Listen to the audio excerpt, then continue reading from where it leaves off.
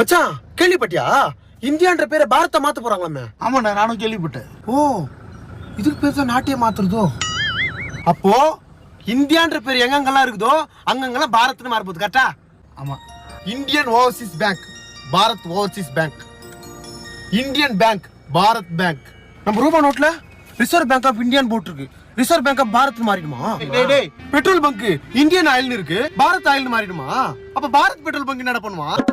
Indian cement Bharat cement, Indian army Bharat ஆர்மியா மாறிடும்ல, Indian air force Bharat ஏர்ஃபோர்ஸா மாறிடும்ல.